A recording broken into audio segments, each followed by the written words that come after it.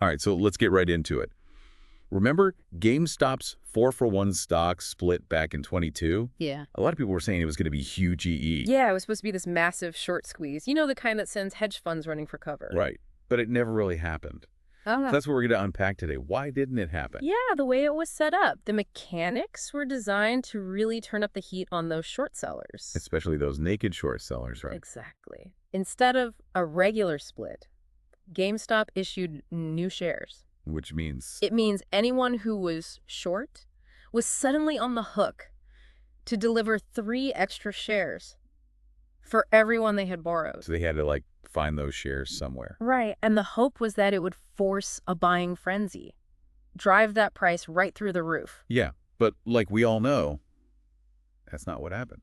Not quite. It's like setting a trap and finding it empty. So where did it all go wrong? One of the biggest things that we saw in the research was just the chaos surrounding the dividend distribution. When people just didn't know what to do. It seemed like a lot of brokers, especially internationally, they interpreted the stock dividend as a regular split.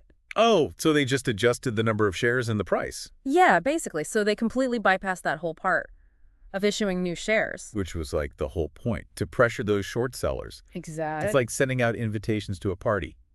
And then at the last minute, changing the location. People are going to get lost. Were there any specific examples of this? Oh, yeah. There were reports from Germany suggesting that some brokers just treated it like a standard 4.1 split. Wow.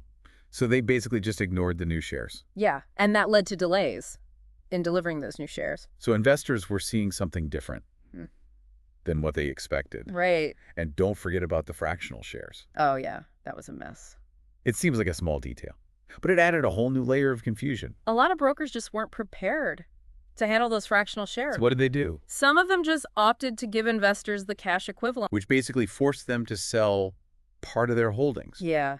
Not ideal for those who wanted to hold long term. It really just highlighted the lack of standardization and communication within the entire brokerage system. Yeah, it definitely fueled the mistrust that a lot of retail investors were already feeling. Right, like if something this straightforward Mm-hmm. could be handled so poorly, what else is going on? Exactly. And then there's the whole issue of FTDs, those failures to deliver. Oh, yeah. Those spiked dramatically after the dividend. Okay, so for those who might have forgotten, remind us what an FTD is and why this spike was so important. So you imagine you order something online, but it never shows up.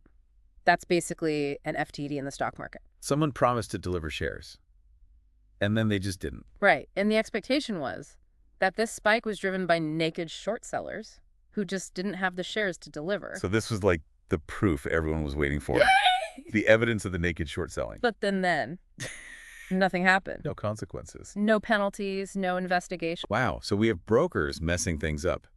A surge in FTDs with zero repercussions. It's a little suspicious. Yeah, but even with all that going on, the stock price still didn't do what everyone thought. Right. And that's where we get into some of the more murky waters of the market. Like what? Well, there's a theory that a lot of the trading shifted to dark pools. Dark pools, what are those? Think of them like exclusive clubs for big institutional investors. Okay, And they can trade large amounts of shares away from the public markets. so it's all hidden.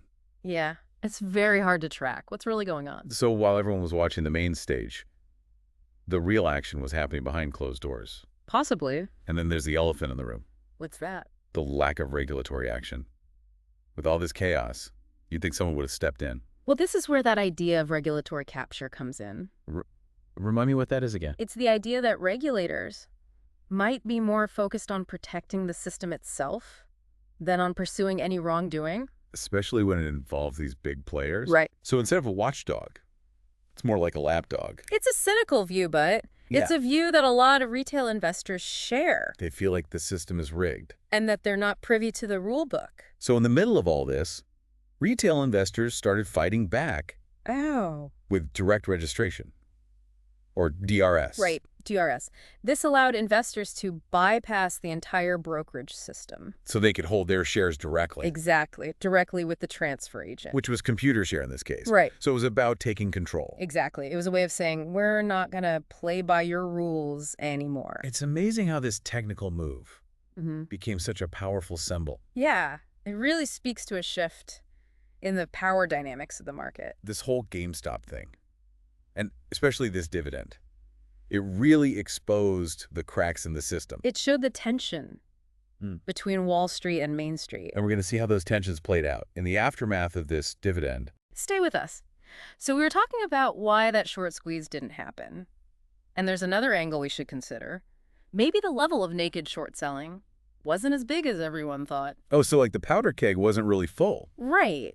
We have to remember that a lot of the stuff going around, especially online, was based on rumors and speculation. Right, people see what they want to see. Exactly. And they want that big, dramatic showdown. So the story took on a life of its own. It happens all the time, especially with these online echo chambers. And it's really hard to track the real short interest. Oh, yeah. Especially naked short selling, the data just isn't transparent. Plus, the people doing it, they're really good at hiding it. They have to be. It's a game of shadows. So it's impossible to say for sure.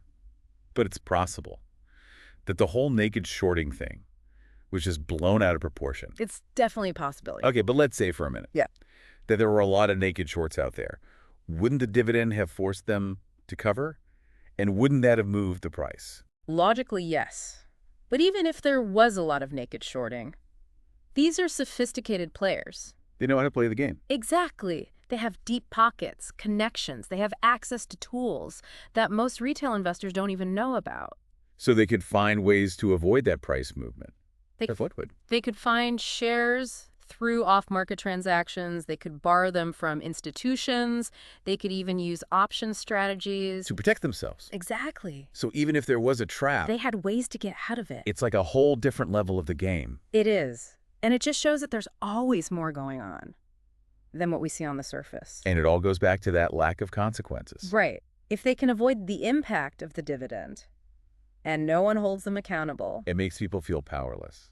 it does. And that's why we saw that rise in TRS. Right. People wanted to take back some control. To opt out of the system. By holding their shares directly, they're removing them from the pool of shares that can be lent out and shorted. So it's harder to manipulate the price. Exactly. It was a way for people to say, we're not playing your game anymore. And that message resonated far beyond GameStop. It really did. Whether it was intentional or not, this whole dividend situation, it was a catalyst. It exposed the problems. And it made people demand change. Yeah, it started a conversation about market reform, transparency, regulation. A conversation that's still going on today. And it forced regulators to listen. To at least acknowledge the concerns. But will it lead to real change? That's the question. It's like two sides of a coin. One side says the market will fix itself. Right. Just let supply and demand do its thing. And the other side says the system needs help. It needs rules and regulations. To keep things fair. And like most things, the truth is probably somewhere in the middle. The market is complex. It's always changing. It can be amazing, but it can also be greedy and manipulative. And the GameStop saga, it's a reminder. To be careful out there. To think critically. And to be a little skeptical. Don't just believe everything you hear. So we didn't get that huge short squeeze. But this whole dividend thing had a much bigger impact. It did. It's a story about the complexities of the market, the battle for control, the fight for transparency. And it's a story that's still being written. As we move into the aftermath of the dividend. Okay, so we've talked about the mechanics. Yeah. And why that squeeze didn't happen. But I think we need to step back for a second. What does this whole thing, this whole saga, say about the market? Yeah, it really exposed some deep-rooted issues. The kind that have been there for years. Exactly, like that power imbalance. Between retail investors Yeah. and the big institutions. Right. And the lack of transparency in certain parts of the market. Not to mention the regulators. Yeah. Are they really doing their jobs? It's like someone pulled back the curtain. And a lot of people didn't like what they saw. They saw a system that wasn't fair. A system that could be manipulated. And it made them angry. Made them want to change things. And that's what we saw with DRS. But it went beyond that, too. It sparked a much bigger conversation. About market reform. About transparency. About the role of regulators. And that conversation is still happening. The regulators had to listen. They had to acknowledge the concerns. But will it lead to real change? That's the big question. It's like there are two camps. One says the market will sort itself out. Just let it do its thing. And the other says the system is breaking. It needs rules. It needs oversight. And as usual, the truth is probably somewhere in between. The market is complex. It's constantly evolving, capable of great things, but also prone to greed and manipulation. it's a balancing act. And the GameStop saga. It reminds us to be careful, To be critical. to question everything. Don't just blindly trust the system. So yeah, the short squeeze didn't happen, but this whole thing had a much bigger impact. It really did. It's a story about power, About transparency about the future of the market. and how retail investors fit into it. It's a story that's still being written. And we're going to keep following it. We've covered a lot of ground today, From the mechanics of the dividend. to the theories about what really happened, We've explored the dark corners of the market. and the role of the regulators, We've talked about the power of retail investors. and their fight for a fairer system. This GameStop saga. It's a reminder that things are changing, The balance of power is shifting. and retail investors are a force to be reckoned with. So if you're interested in learning more, We've got a ton of resources in the show notes. dive in, do your own research, Keep asking questions stay informed, and stay engaged. because the future of the market. It's in our hands. Thanks for joining us. And until next time, happy investing.